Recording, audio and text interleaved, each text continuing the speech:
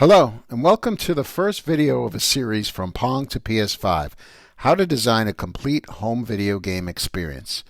In this video, we're going to give you an overview of our old setup and our plan for our new setup so that we can play every video game in a gaming cabinet with a gaming desk from Pong to PS5. Let's get started. Okay, so this is the gaming card I purchased off Amazon. I want to say it was about $129. It's really good because you could roll the thing around if you have a bigger TV and want to use a bigger TV instead of a monitor. You could put the monitor on top. It was easy to put together, and it keeps the components, the consoles, dust-free. You close everything, and it's just got a back vent, I guess, for air circulation. But it works really well, and you could use this as a standalone, or you can use it next to a gaming desk. We'll get into that in another video, but it's really just to kind of give you options if you decide to build a home game video game experience. All right, so here's our gaming cabinet. We have our doors here, and we have our wheels on the bottom. It's about 3 feet high, almost 3 feet, and almost 2 feet across. All right, and we have our Insignia 24-inch monitor here. It's a TV monitor. And on the left side, we have the Nintendo Wii. This is the black version, right? And then we have the Intellivision 2. Okay, this is, I think this was released in 1983 with the RF connection. Okay, and we have our Atari Flashback 9. This is the one with the SD card. You can add games to it, right? HDMI output. Right. We have our basket here for our hand controllers. Like I said, I was using wired controllers, but now most of the controllers are going to be wireless.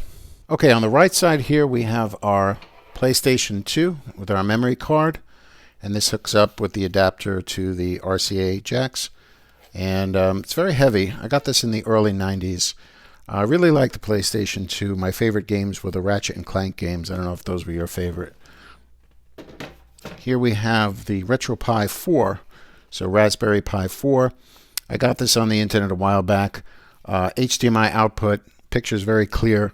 It's got the mini SD card slot, so you can add lots of games. So you can add all the games from Pong to PlayStation 1. The only trouble I ran into when I did some updates for this, I had trouble mapping the controllers.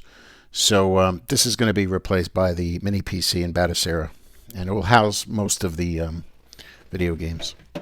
All right, this is the Atari Jax paddle controllers. These work really well. If you're going for high scores, they're very, very accurate, much better than even the paddle controllers for the Atari. This is not the AtGames controllers. This is Jax, and you can get these for about $20 new on eBay. And it has about 9 games. It even has the arcade version of Warlords and the Atari version of Warlords. It doesn't have Kaboom, but it works really well. I'll probably swap this one out for the one-player version because I don't really need 2 players. Down here, we have the Intellivision Flashback. Okay. Now, you're probably saying, why do you have the Intellivision Flashback and the Intellivision 2? It's really convenience. You can just plug this in and just play a lot of games. I think this game came with like 60 games or maybe 61. I think there's a bonus version with like World Championship Baseball. But what I really like is the controllers. They're just like the original Intellivision controllers. It has the Surface buttons and everything you could press. It's like a really good feel for playing. It's much better than the Intellivision 2 controllers. So, but the Intellivision Flashback and the Intellivision 2 are going to be replaced by the Intellivision Sprint. And the basket is really going to hold more controllers or wires. Okay, so here is our Insignia TV, the back of the TV. And what I like about this is it has a lot of different connections. So it has 3 HDMI inputs. It has this viewport. I never use that.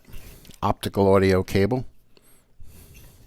And then it has 3 composite inputs for the RCA jacks, and it has a RF connection. So if you want to connect your old Atari, old Intellivision, or ColecoVision, this works just fine. So I kind of like all the connections. I know most monitors don't have this many connections, so I think this is good for now. Let's take a look at the back of the unit. So here in the back of the unit, it's got like this air vent, and this is good in case the consoles get hot. But also, the surge protector is going to be inside of the cabinet. So the only wires that are going to come out of here are the plug to go out to the electrical outlet and the master HDMI cable from the Kenevo HDMI switcher that will go to the monitor. So it's pretty efficient. You're not going to have like all these tangled wires in the back of the unit. Everything will be in here, and we'll use short wires on the shelves so that everything is tight and neat, and we'll tie it down, and we don't have all these crazy wires. Okay, one last thing I want to do is when everything is finished, we want to tile both sides of the cabinet with these magnets. So these are game cartridges. So this is Atari Super Breakout, okay, and then this is an Intellivision one, Sub Hunt. So the idea is we'll just tile one side Atari, the other side Intellivision. I have enough of them to kind of fill up the side of the cabinet. What we'll need to do is put some metallic tape on here and run it across. We'll do one test. We'll do a strip of tape and then just, tile it. Like I said, I have enough. Maybe I'll do the top with Nintendo. We'll see. Maybe it's overkill. But the idea is to just decorate it and make it look like a gaming cabinet, because right now these are on my fridge, right? They're really cool. You can get these for a couple of bucks on eBay. Here's a look at our in-progress plan to upgrade the gaming center. We're going to keep the Insignia Fire TV 24-inch for now, but we're going to add the Dolphin sensor bar for using the Nintendo Wii through the PC, the mini PC. We're going to add the Intellivision Sprint, remove the Intellivision 2. We're going to keep the Jax Atari gaming paddles for now. Adding the Atari 7800 Plus. The mini PC, I believe, is a B-Link, and it's going to be Batocera 39, which will be installed on a solid-state drive with all the games and consoles.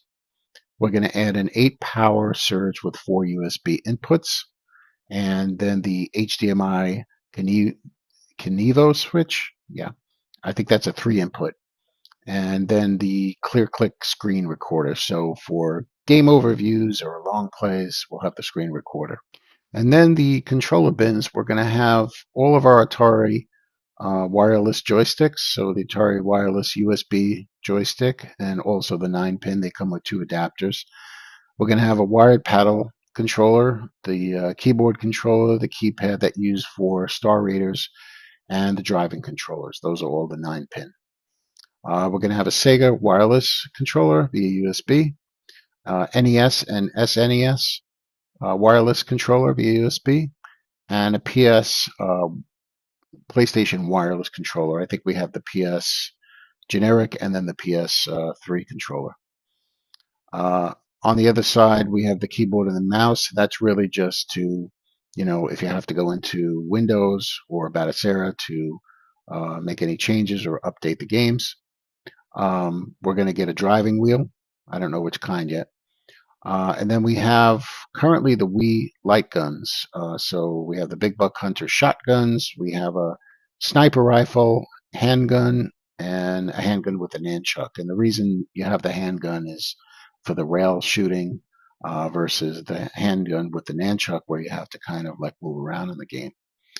And then we have an arcade controller. We have a Superbox 64 arcade controller that has a spinner like a paddle and a trackball. Okay, we've already mapped that. It works really well. And in the future, we're going to have a flight stick and a flight yoke, and that's really for games like Afterburner, any kind of mission war games with jets, and maybe Microsoft Flight Simulator. So something I just want to quickly share with you, we're going to add the PS5 Slim probably later this year with a SSD hard drive, the digital version of the PS5, which plays PS5 and PS4 games. So this way we got that covered. And we're going to add the BenQ gaming monitor, 27-inch with 2 HDMI inputs. I like this monitor. It's got a good refresh rate for, the higher end games like PS5, PS4. And it comes with a remote control. All right, I just want to quickly talk about the connections for the new setup. So you see here we have the Insignia Fire TV with the HDMI inputs. We're only going to need one HDMI input there because we're going to be going through an HDMI Kenevo switch. That's going to go out to the recorder, and then the recorder will go out to the TV. As far as the power surge, we need 4 outlets for the Insignia Fire TV, one for the mini gaming PC, one for the screen recorder, and one for the Kenevo switch. The Atari 7800 and the Intellivision Sprint will connect for power through the USB.